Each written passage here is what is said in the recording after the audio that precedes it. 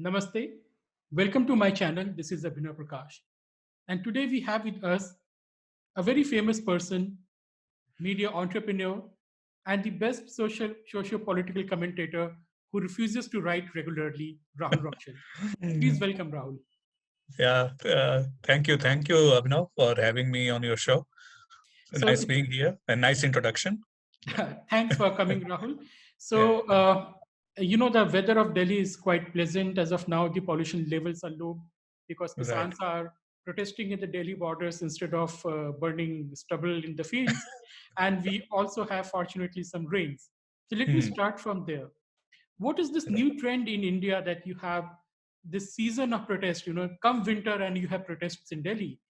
And right. many people say this is because the democracy is weakening in India and people are not taking matters into their own hand. How do you read these protests, Rahul? Yeah, what you said about season of protests. I mean, actually, this December, January, and February. As of now, first we had the anti-CA protest, and now the farmer protest. But as they say, one is happenstance, two is still happenstance, I believe, and three is pattern, or whatever is. I'm very bad at remembering, these nice cat one-liners that I can credit to some intellectual and then sound intellectual. But I think it's not no longer you cannot say it was just a coincidence that first anti-CA thing happened and now this has happened, and season obviously in the sense that it might not be. I mean, obviously they are not picking December, January because of the rains and temperature that you said, but this clearly is the season, post 2019.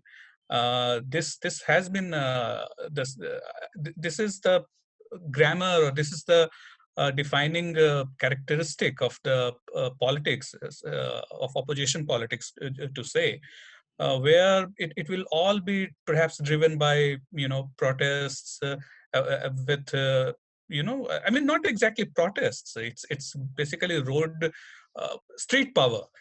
That's and street power come international propaganda driven by media. So that surely appears to be the season. I mean, the season one we saw was anti-CAA, and now we are having the repeat of the season two. We are having in shape of farmer protests. So there is clearly a pattern. Mhm. I mean, like a coincidence that two winters and we had two protests, and we can simply, and what their apologists say, that protests is are the hallmark of democracy, but these are not protests. This is a very carefully crafted politics and narrative that they have thought, or that they have arrived at uh, after they lost 2019.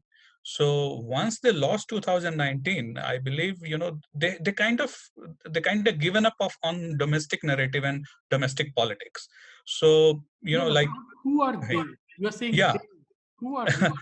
They obviously are the much used and abused word, the ecosystem. The ecosystem of the Congress left intelligentsia, and which includes the politicians as well. So basically, uh, you know, uh, these are people who have obviously, I mean, now we cannot go into the discussion about the ecosystem as such, which again is a if we start discussing, that would be another 1.5 an hour of show in itself. But I would assume that uh, people watching it, and obviously you would also understand that whom I am broadly referring to.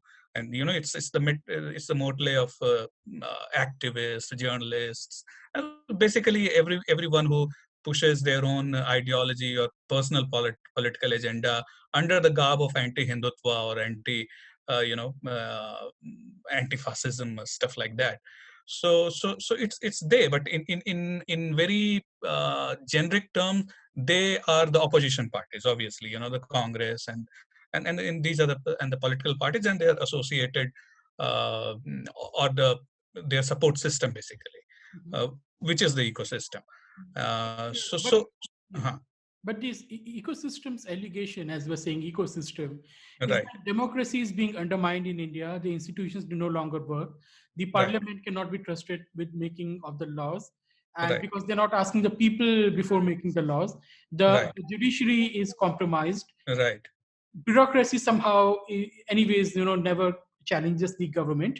What is Right. this narrative all about? So, do you think that they are just bluffing, or they are lying, or there's something really happening in the institutions that these So people are feeling threatened? right, right. That's what I was, I was coming to that. I won't say that this is a result of something that after 2019, 26 May 2019, if I'm not mistaken, or was it 24th, whatever. So somewhere in the last week of May or in June, they got together and came up with a strategy. That's not something I am hinting at. But after the lost 2019, so they have arrived at this conclusion, I believe so, that in domestic circles they are losing narrative, and it's their last battle. If for them it's do and die situation. So everything that they would be doing now, it would be in extremities. So that's where their rhetoric is also in those extremities, that the institutions are collapsing, everyone is compromised, from the chief justice to media to bureaucrats, everyone is compromised. I mean, like, we already are living in the dystopian state in a Hindu Rashtra. So that extreme behavior, I believe, is outcome of what happened in 2019, where they have kind of given up. Like, oh God, this guy simply doesn't look like we are going to defeat him, in near future. So the only way we are going to perhaps get back some sense of power is by going complete extreme. And it's not, I mean, and there is a method to this madness. And this is where they are looking at the international support system for them, to rescue them. So they have given up on the domestic scene. But I believe that that compensation they are looking to derive is from the international, uh, you know uh, their support system. Or I don't want to use the word ecosystem, because it will look like I'm uh, weaving a conspiracy theory, which I am not.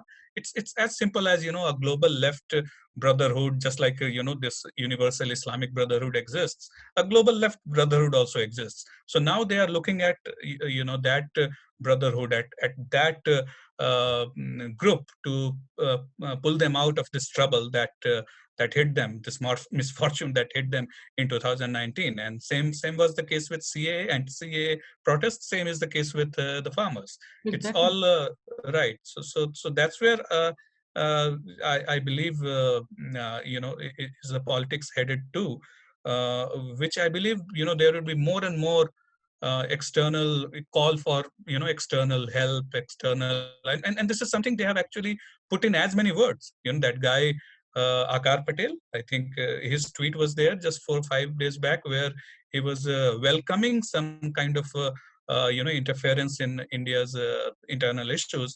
And he was actually presenting it as something that must be done. Yeah, So that seems to be the pattern. I mean, it's not really about protests. It's not really about institutions. Somehow, I mean, I believe that this definitely is the reason that they are looking. They are very seriously looking at international help now. we are basically saying they're looking at regime change in India. Right, right. I mean, they have given up on domestic ways to change the regime. So they are looking at international ways to change the regime. And US elections, the results, that has given them a hope. So let's see, in a week or so, the new regime will take over. And obviously, I don't think that's going to work according to their whims. And they might be for another round of shock. But let's see. I mean, it's the hope, the last thing that came out of Pandora's box. No, their last hope is China, I guess. So they. So Yeah, no, this is quite amazing, Rahul. You pointed out something very interesting, that somehow it has become acceptable to call for foreign intervention in India, right. openly call for foreign intervention in India by the people who are not extreme left or Islamist, in the sense Right. they are everyday Aam Aadmi Party or Congress Exactly. supporters. Exactly. And this is something which I have been noticing. If you look at the Congress Party, Hmm. Indira Gandhi was as staunch nationalist as it gets, and Absolutely. most of the Yeah. Congress leaders were like that. They led the Hmm. freedom struggle. Despite their drawbacks, the Hmm. idea of Indian nationalism was never under question. But now, Right. if you go and see on social media what these people are writing, the supporters, the member of Congress party are writing, Hmm. that for them, Indian nationalism itself is bad. This Right. means, how did we reach this level or this moment that somehow Indian nationalism itself is something which is evil, which should be destroyed, and Hmm. somehow existence of India itself is being questioned by the large number of urban people, at least. Right. That was something that was destined to be, I would believe, and this is where I would promote my book, that at least half a chapter is devoted to it, that what is this ecosystem and why it is anti Hindu or anti Hindutva, as they say, by default. And so my submission is that this was destined to be. It took so many decades and years. That is something that is that perhaps one should be wondering, that why it took so many years. Hmm. So nationalism, you are right that nationalism, especially as championed by Congress, was as good a nationalism as Hindu nationalism, for example. I mean, I say a Bal Gangadhar Tilak or a Lala Lajpat Rai or Madan Mohan Malviya, or even to an extent Mahatma Gandhi. I mean, their idea of nationalism, and say any RSS Pracharak's idea of nationalism, there wouldn't be really a very very sharp difference, except on a couple of things, obviously. So no, or rather, let me put it this way: that there would always be common grounds between uh, the nationalism championed by the tall, towering Congress leaders that I named, and including the modern ones, as you named Indira Gandhi, and someone who can be broadly termed as a Sanghi. I mean, not exactly a card-carrying RSS member. So that nationalism, you are right, that was always there, and that was championed by Congress. However, the ecosystem, that was never nationalist. I mean, that's a dichotomy. I mean, even though Congress, I would argue that it's part of the same ecosystem, it came out of the same ecosystem, but Congress really evolved very very differently. And that's where I have tried to present in my book also. One line that I personally like, what I wrote there, is that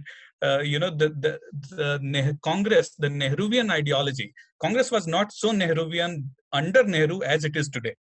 So that is where I believe that Nehruvian thing, that was kept at bay even when Nehru was alive, is now it is on steroids Hmm. in the post Sonia Gandhi, in the Rahul Gandhi era. So why did if we are looking at the question that how we reach this stage, again, this can be a topic of another book itself. But maybe the O'Sullivan's law, that it was destined to be. I mean, one is that the ecosystem itself was designed to be anti-Hindutva, and till the time you are, I mean, you cannot deny that the soul of India has to be Hindu. How do you define Hindu is obviously is another kind of debate, and which is being fought on Twitter also these days. But forget about that. But the soul of India is Hindu. Even most of the congresses, most of the people would believe so. But this is not what the British believed in. This is what not the ecosystem which was broadly designed, developed, nurtured by the British. They never believed it. It was never uh, that idea. In fact, this soul was the problem for them. I mean, they had to kill this soul to actually rule on this country effectively. So while Congress did not was not naturally at the odds of that idea, which now it seems to be. Uh, mm, uh, I think I have lost the sentence structure, but I hope I'm trying to make that I'm clear that what I want to say is that I mean, like this underlying underlying thought of the ecosystem was never so strong earlier, which has become Basically, saying so that strong and extreme now.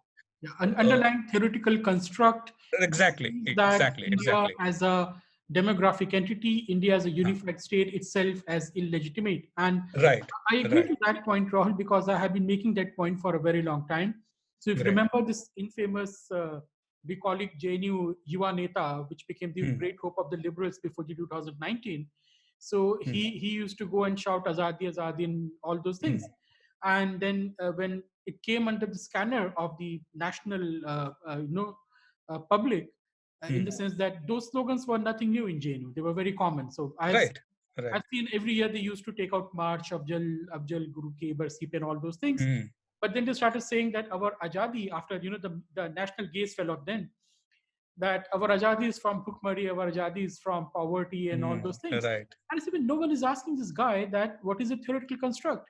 So in the right. communist worldview, the Hmm. Bhukmari se Azadi, Garibi se Azadi can only come when India is disintegrated and different True. nationalities of India Hmm, become independent state, hmm, independent communist people's republic. So hmm. no one is asking those questions. But I agree to your point that the theoretical worldview was always hostile to India. Right. Always, But I always. also agree with you that India, above all, is a Hindu polity. So Hmm, whether you take this Ambedkarite politics, even if you hmm, take this Naxalism, even if you take the hmm, Dravidian politics, they have no hmm, existence outside of this Hindu polity. hmm. I mean, there is no True. social justice politics in Pakistan, Hmm. right? It Right. just can't be. And Pakistan is India under Islam. So True. True. let me Yeah. ask you, how do you see Hindu nationalism or Hindutva? Hmm. Its emergence, its rise, and its present status. That's what my book is about. But I mean, it's not the book is definitely not I mean, I don't want to uh, promote it wrongly. I mean, obviously it's how I understand through my life. But to me, I have lots of mixed feelings about it. For example, we already agree that if we leave aside Congress of the last 10 12 years, Congress was also more or less Hindu for the most of its existence, except for Nehru as an individual. So in that sense, if we talk about Hindu politics in that sense was not so marginalized or maligned in terms of practical, yeah, in terms of practical things. For the most of the part, it really started changing during Indira, even though ironically Indira was very much Hindu in her outlook, but due to her Faustian bargain with the communists, where she simply handed out the Ministry of Culture, Education, and what was the third one? Uh, Culture, Education, and the Nurul Hasan one I'm talking about, which later were broken in other ministries. So that's where the Hindu politics in the intellectual space, and that's where the foundation of the ground level politics also happens. uh, that I would believe was the turning point where Hindu politics really the foundations were built to weaken it throughout and throughout. So while Congress, it remained secular, obviously it continued indulging in Muslim appeasement. It was not exactly an anti-Hindu party, for most of its existence. So in broad terms, since independence till say the Congress of 70s and 80s, Hindu nationalism as such was fine. I mean, even though RSS continued to be a much maligned organization, and or perhaps we may not even say that. I mean, like even Nehru and Indira also have praised RSS on occasions.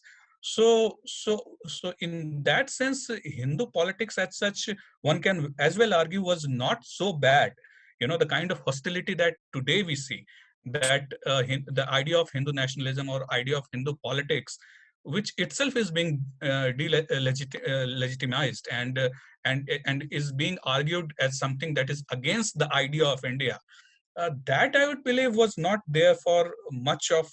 It was very benign kind of a opposition for most of the times. So I don't know, whether we should kind of feel that that era was perhaps a little better for Hindu politics in that sense, because then there was little bit of Hinduness in every party, except maybe, or maybe I don't think I can put anything except maybe perhaps the DMKs. I mean, the Dravidian politics. There was a Hindu politics in almost everything. It was in the late 70s and 80s when we had when actually the Hindu politics started becoming the villain, with the rise of the Ram Janmabhoomi movement and all, and and that was the time of churn. And now obviously we have a new phase of Hindu politics, which is very apologetic, which is very much in your face Hindu, unlike say the nice indirect Hindu way, in which which the Congress can be argued to be for most of its part. uh, so this is a second phase of Hindu politics, I would say. In terms of numbers, that's where I say that I have mixed feelings. That currently you'll have, say, BJP is getting 39%, or not exactly, say NDA getting 39%, and say some amount of Congress votes also you include, which every Congress is not anti-Hindu. That's obvious, fact. So maybe if we put in half of Congress votes, so it will come around 45% maybe. So is it a that could is it something that we should be really proud of, given that Congress, when it was decently Hindu party, it used to get around 40-45% of votes. And apart from that, the Jan Sangh or the Ram Raj Parishad, they together also used to get 6, 7, 8, 9% of votes. So that chunk could be called as a, say, a Hindu vote in that sense. So haven't we actually shrinked from there?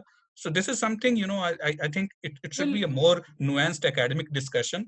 mm, It can be looked both ways, I believe. Like today, even after being not apologetic about things, even after being much maligned, if we have still reached a stage where under a Modi you can get a 39% vote share, and perhaps you can only go beyond it. Then I think one can as well look at it in a very positive sense. Till now I'm talking completely in numbers. uh, mm, so far as the Hindu politics in terms of legitimacy or how it should grow is concerned. Obviously, this is a lot needs to be done over there. We need a lot of intellectual frameworks that we can call our own. That's something we have lacked. So on ground politics, definitely we I mean, whether we no matter in what from what prism we can look at it, whether we include the earlier Congress as Hindu party as well. But in terms of numbers we have done well, but in terms of the intellectual heft that we should be having, in terms of a framework that we can call our own, in terms of these things that we can take to the new generation, that this is our alternate idea of India. And this is not something a very it's not really a very challenging job. It's not like we have to reinvent the wheel or anything.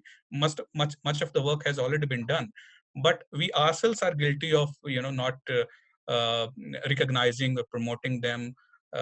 Even now, how many books or how many ideas we can throw at the young generation, that this is what Hindutva politics stands for. So mm, that's where I believe a lot of work needs to be done, and which should complement the numbers that definitely are being added, mm. and they should only be added, I think, in coming years. Agreed, agreed. And I agree with your point, but let me say the BJP getting 39% or ND getting 39% is not a regression, because the democratic politics itself has become far more competitive than the days of the Right. Congress. So the That's Congress could get 45% because there was not much challenge to the Congress. Now you have right. much more challenge. But I Right. think that you in India, you definitely now have this 15-20% Hindutva vote, which votes no matter Absolutely. what on the Hindutva line, Right. compromises even on the economic pain inflicted Right. by different kinds of arbitrary decisions, but will vote for that Hindutva thing. Right. So Right. that is there, which was not there earlier, in my opinion. True. Yeah, yeah. But coming to this whole point, as you were talking about legitimacy, so you see Mm. somehow the Hindus talking about their own concern is illegitimate. You know, Right. so somehow the Muslims in India can talk about and come on the street and protest about what is happening in Palestine, but Mm. Hindus just can't talk about what is happening to the Hindus in the next district. Exactly. Yeah. Why is that? Why do Hindus lack this legitimacy, constantly demonized? Why the Hindu political expressions are somehow illegal, whereas Islamist, if you are an Islamist, you'll be called to the Harvard and the Cambridge to teach and to Right. give lectures to the people. But if you're Right. simply a Hindu who does not say that Hindus are bad, or let's give refuse to the Hindus from Pakistan, somehow you are in that evil, illegitimate person. Why is that? Right. See, two reasons. One is obviously one we should begin with looking inwards, and we obviously are guilty of not cultivating that narrative or the intellectual heft around us. So how we should build that narrative, how we should like they can present their out and out Islamist views as and dress it as human rights and whatnot, and our genuine human rights, say of Kashmiri Pandits or anyone or even someone living in a Muslim dominated area in Western UP, uh, uh, that is dismissed as bigotry. So that obviously is that we have failed to adopt those buzzwords.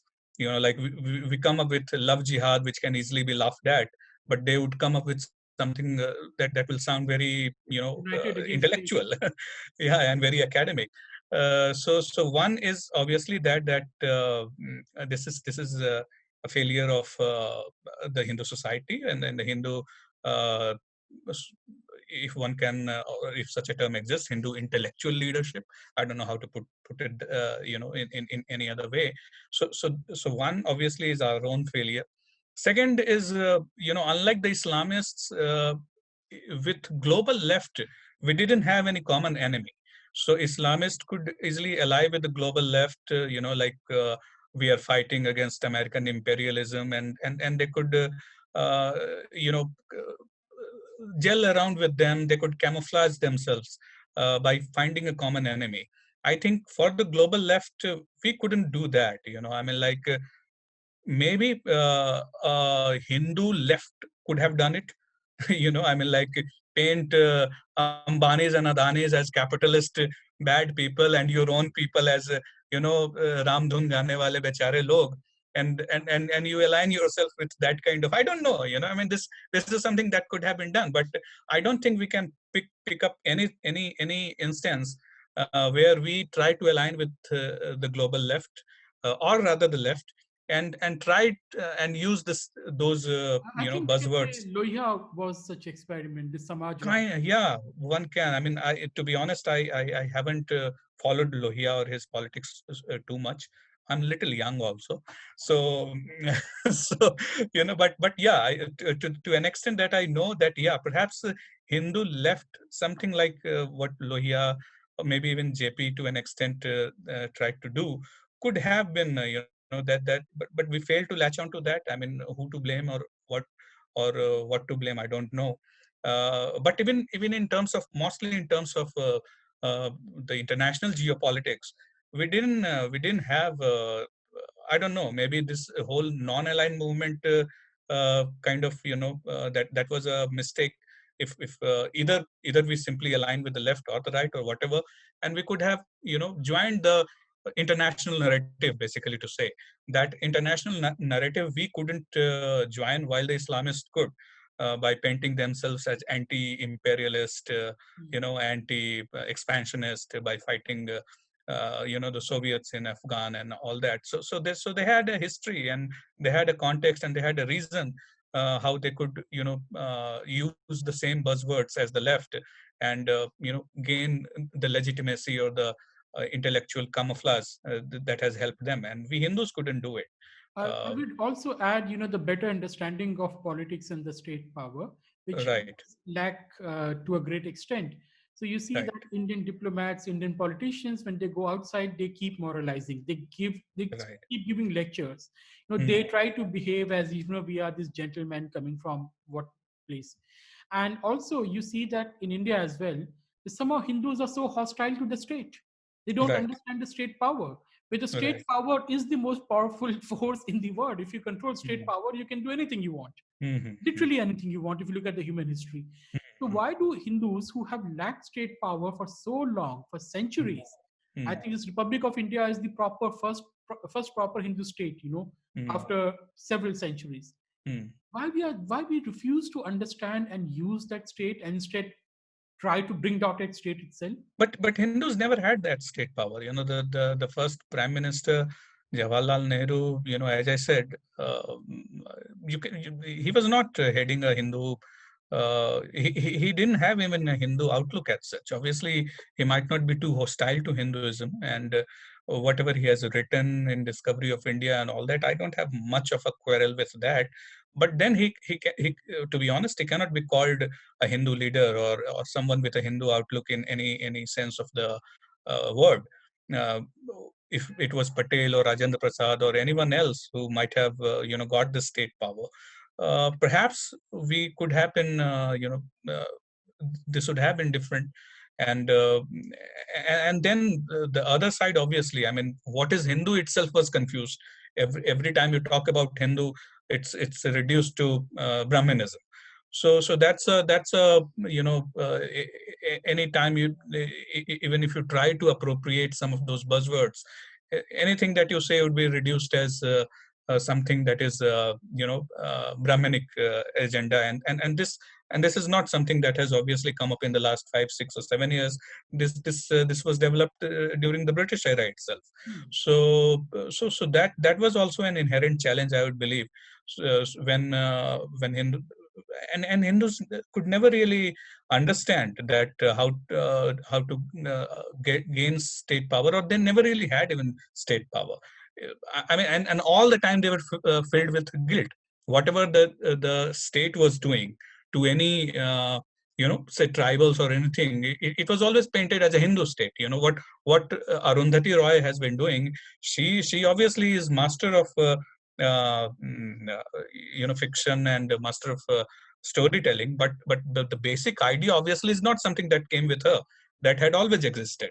So Hindus were always made to feel that they own the state power, and not only that they own the state power, they are actually brutalizing many people using that state power, while in reality they never had the state power. And we can keep debating and wondering, then who had the state power?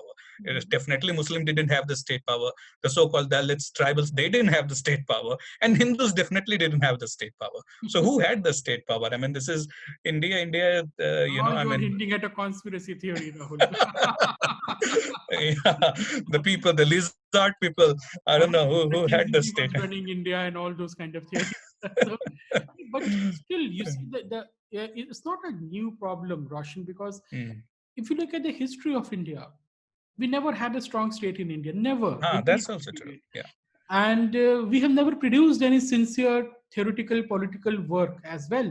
So Mm. if you ask people about Indian political thought, it's only Charakya Arthashastra, which was like Mm. more than 2000 years back. Mm. So we have never, somehow there is something wrong with the people out here, that you never engage with the political power, you don't Mm. analyze it, you don't want to Mm. understand it, and even today is hostility. So you look Mm. at all the Hindu organization, well, Rajniti mein kya karna hai, khud se karo. You tell them something that this is wrong, Mm. this policy is wrong. So the standard answer is, what are you doing? The point Mm. is that an individual cannot solve the systematic problem.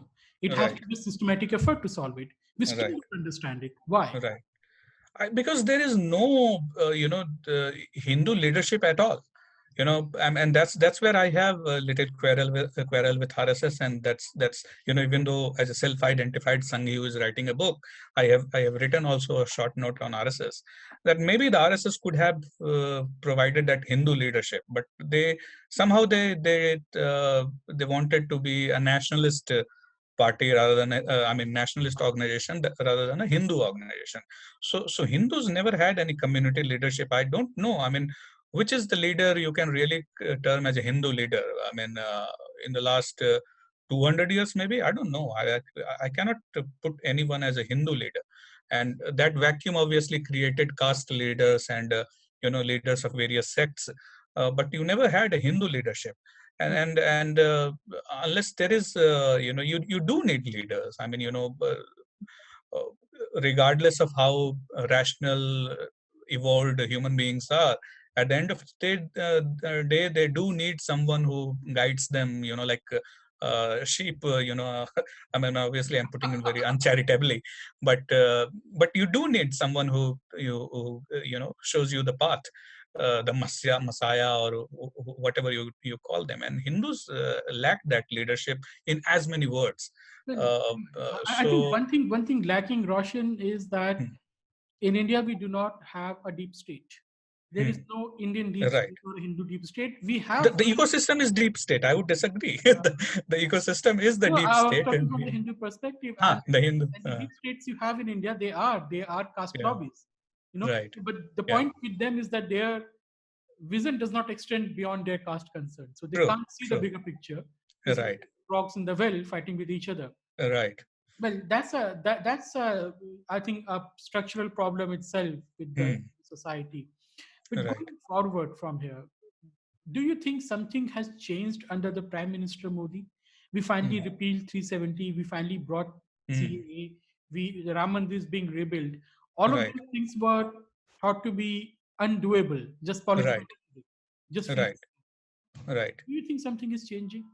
Yeah, obviously. I mean, and if things were not changing, this man wouldn't have been back in 2019.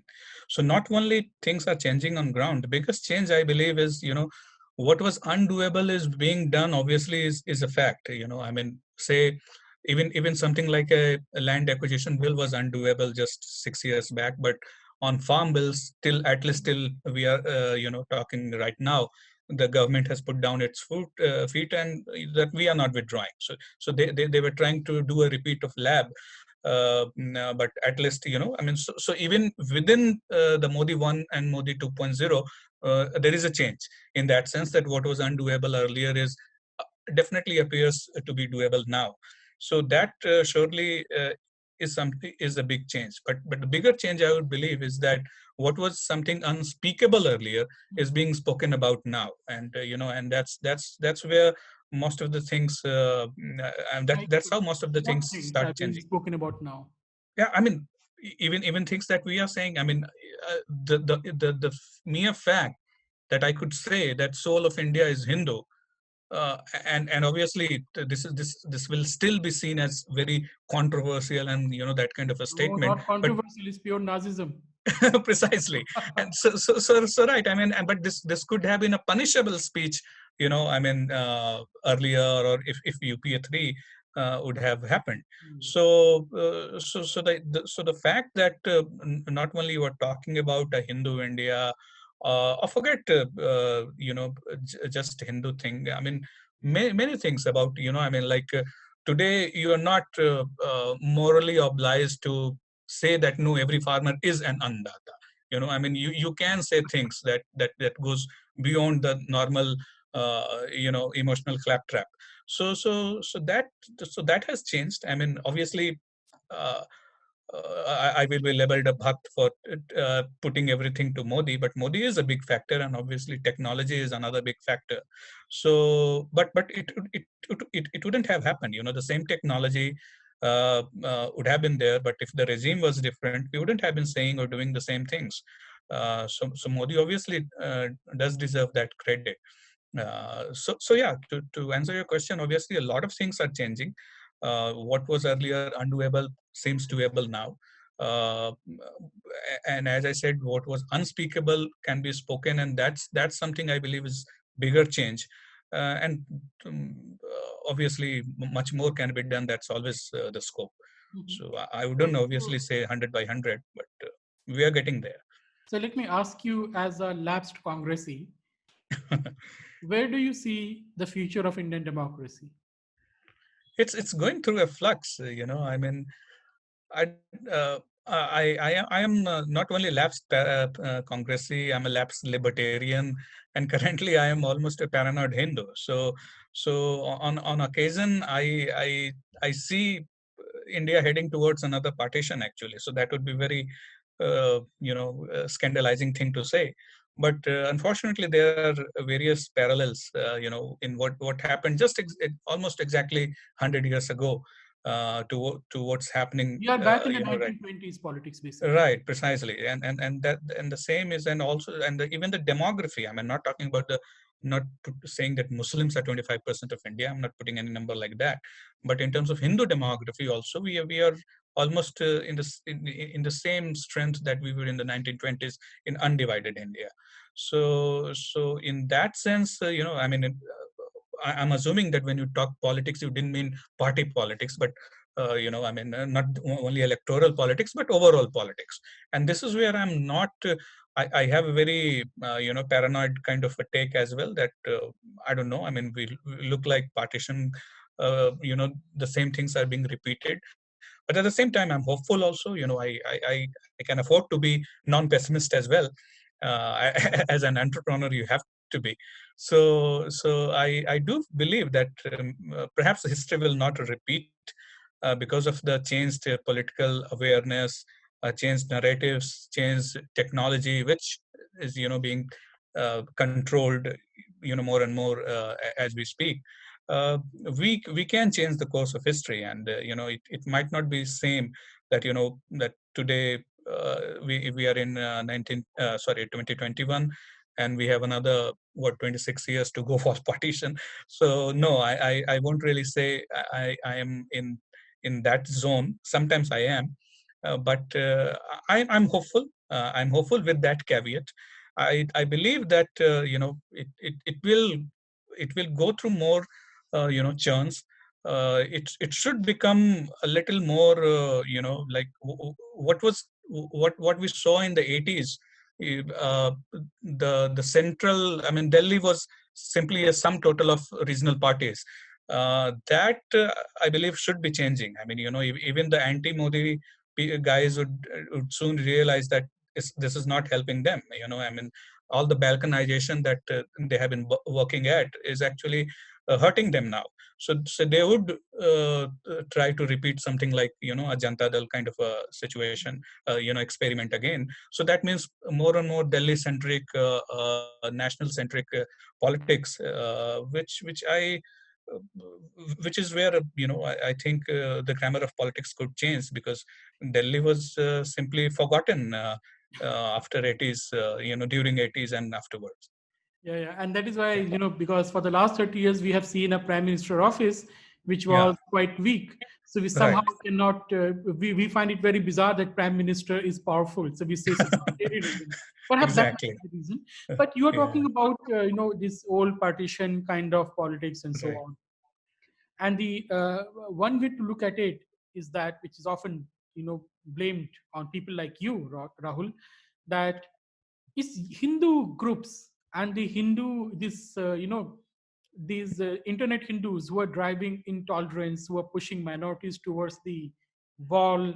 And Mm. this is basically Bajrang Dal, RSS, BJP, ABVP. You have long list. I don't want to name. Mhm. So they are responsible for intolerance and communal disharmony. Mhm. What's your take on that? How to That's manage how. these allegations, especially you?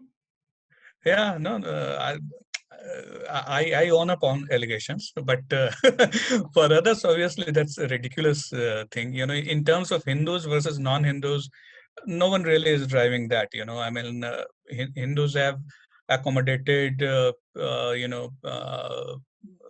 how to put it that way. I mean, they have gone through a lot of bullshit. I mean, they have put up with a lot of bullshit. So that's obviously, I mean. And there is no data as well. Every time they try to come up with some semblance of data, they know that it's not working. And like for example, that hate tracker, they had to delete it. Mhm. So it's all good in narrative. They can keep repeating it. That's the entire idea. Even the last partition is blamed on Hindus itself. Even though it was out and out an Islamist project which caused the partition of India, but it's blamed on Hindus. It's blamed on Gandhi. Just because, I mean, it's actually the headline of one of the Scroll article, I believe, that partition of India could have been avoided if Gandhi was a little less reverential towards cows. So My partition of God. amazing. So I mean, In fact, they speak outright lies. So they say right. Jinnah was not in the favor of the partition. It was a Right, bargaining chip, and Jinnah right. accepted the cabinet plan. There is not a single record that Jinnah ever accepted any plan. Right, right. You are being It, taught, you are being it was, taught. yeah, as I remember one of your either talks, or I don't know whether we had it in private conversation, but you had rightly pointed out that once the Turkey fell, I mean the caliphate fell down, and the the sultanate here in Delhi was gone. Iran was also Iran was actually rising. So the Sunni politics, Yeah. that strong urge to have your own strong Sunni state was already that sentiment was rising, and that's where you had the Khilafat and then the Pakistan So movement. It was you out and have out this Islamist. usher of Muslims feeling Right, appeased because of Marathas, because of British, because of right, Shia Iran, because of fall of the Turkish Caliphate. Yeah. So it right, has very precisely. strong religious supremacism, caste Right. supremacism, and racism as well. Exactly, and see how it's so conveniently blamed on Gandhi and on Hindu Congress, that whatever happened in 1947 happened due to them. So it's the same thing. I mean, even now they will blame it on Bajrang Dal and or Rahul Roshan or whoever. So that's obviously bullshit. Whether Hindus are driving away, that's obviously in Twitter. The Hindus are driving each other away. They are not driving. They are not driving any Muslim or Christians away. वो तो एक अलग That's a he standard Hindu way of doing things. right. So that's obviously, I mean, by nature, I mean, which is one of the misfortunes also, that most of the Hindu groups are reactive. So you cannot really credit them with anything that they can trigger. You cannot credit them for anything, even destructive. It's always in response. Hmm. So and that's unfortunately has gone into the DNA of Hindu politics. Most of us are reactive. So you cannot, even a wrong thing, even a crime, you cannot credit them with starting. They will always be reacting. That can be guaranteed. So So my last question to you, Rahul, is, and it's a bit, counterintuitive take, let's say, hmm, hmm, is it better for Hindus not to have a in the face Hindu politics in the long run? Because this might be a rising phase, a dominant phase.